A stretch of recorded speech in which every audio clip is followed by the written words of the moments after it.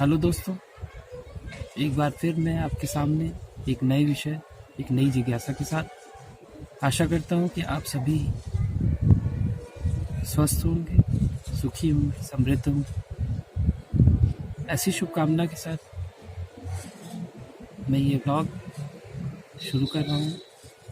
मैं स्वागत करता हूँ आप सभी का अपने YouTube चैनल डीओ वियर्डो पर। फ्रेंड्स, आप में से जो भी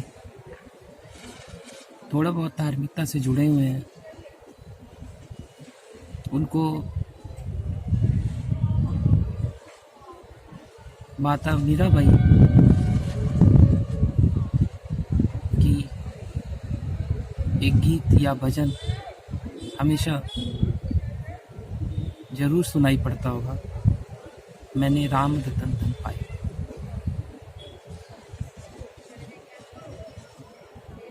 आप सभी उस भजन को सुनते हैं, गुनगुनाते हैं। मैं भी जब उसको सुनता हूँ अच्छा लगता है। लेकिन इस भजन में एक बड़ी गूढ़ चीज छुपी हुई है, जो शब्दों में ही, शुरू में ही आपको चौंकानी चाहिए थी, लेकिन आपने कभी उसका ध्यान नहीं दिया। मीराबाई, जो कि भगवान कृष्ण की परम भक्त थी, जो उस परम सत्ता को कृष्ण के अलावा किसी भी रूप में स्वीकार नहीं करती थी। लेकिन फिर क्या था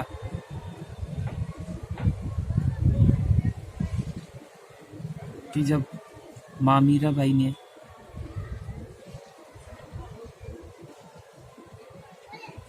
अपने उस अनंत भाव में इस भजन की, इस गीत की रचना की, मैंने राम रतन धन पाए, जबकि उनकी भक्ति की जो सत्ता थी, भक्ति की जो केंद्र था, वो श्री कृष्ण रूप में थे।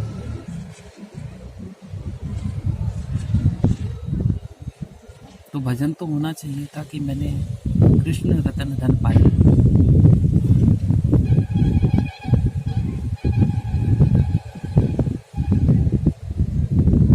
अध्यात्म की इसी गूढ़ता के बारे में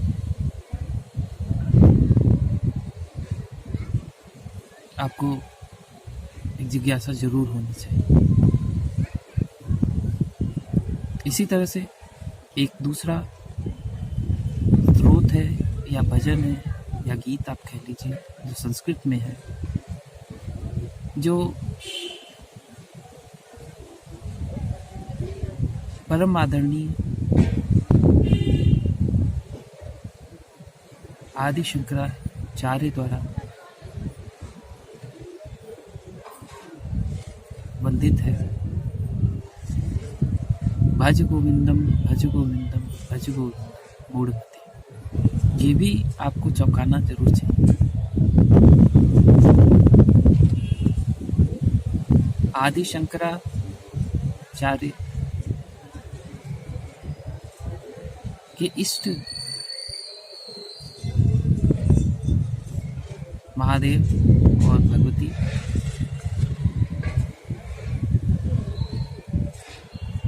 और वो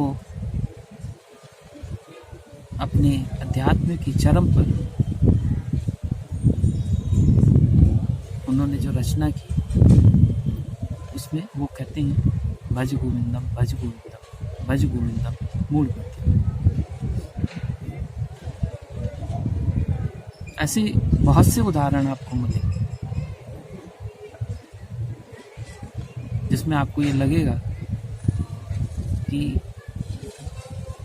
अपने आराध्य की जो प्रतिमूर्ति है, उससे अलग हटकर इन सिद्ध जनों ने अपने अध्यात्म की चरम पर एक नया, एक अलग सत्ता के प्रति समर्पण दिखाया। माँ मीराबाई ने जब ये राम रतन धन पायो भजन या गीत की रचना की, अपने उस अद्वैत भाव में, उसके पहले वो अपने गुरु से मिल चुकी थी।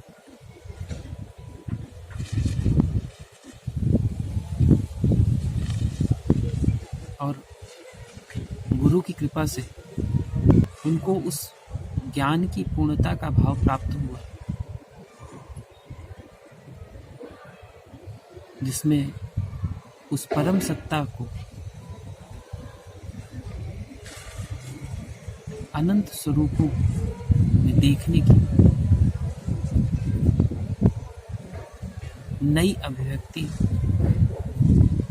उनको प्रदान की गई। यही कारण है कि माँ मीराबाई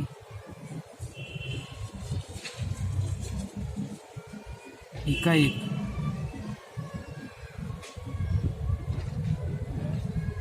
श्री राम के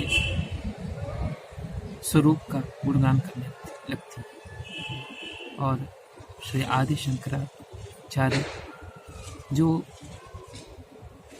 स्वयं आदि गुरु हैं,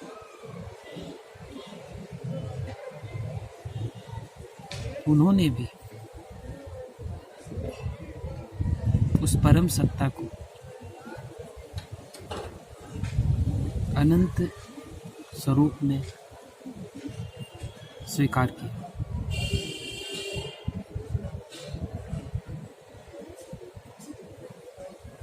मैं इतना विद्वत तो नहीं था, प्रबुद्ध भी नहीं कि मैं माँ मीराबाई और श्री आदि शंकराचार्य के भावना को समझ सकूं,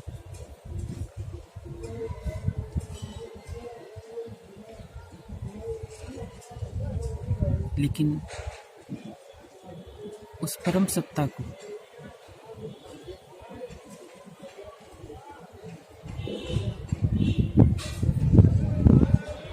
विद्वत जनों के ही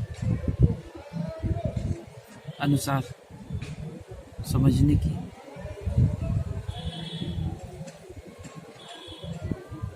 चेष्टा हमेशा करता रहता हूँ। बस आपकी तरह ही मेरे मन में जो जिज्ञासा उठती है, उस पे मैं सोचता हूँ और जो भी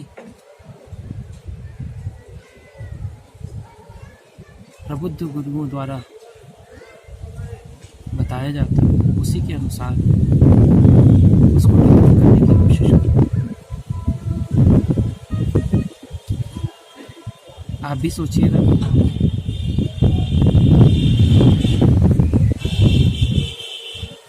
और आपके पास भी बहुत से ऐसे उदाहरण हो सकते हैं।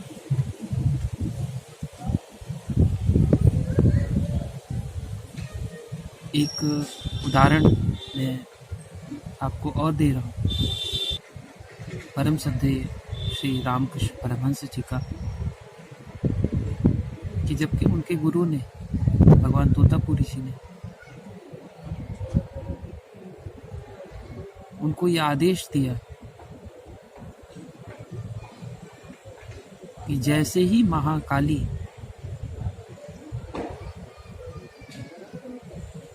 उनके ध्यान में आए, उनको तलवार से उनको 2 टुकड़े में कर देना।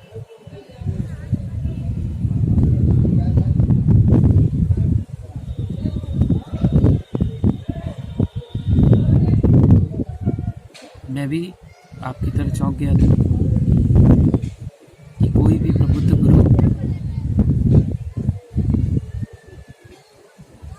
इष्ट के साथ ऐसा कैसे कर सकता है। काफ़ी पढ़ने के बाद और समझने के बाद ये समझ में आया कि गुरु या जो टीचर होता है वो आपको उस लिमिटेशन से बाहर निकालता है। हम सभी किसी न किसी लिमिटेशंस में हैं। उसी प्रकार से श्री गुरु तोतापुरी महाराज ने परमहंस रामकृष्ण जी को उस अनंत सत्ता के एक सीमित स्वरूप से बाहर निकालने के लिए ही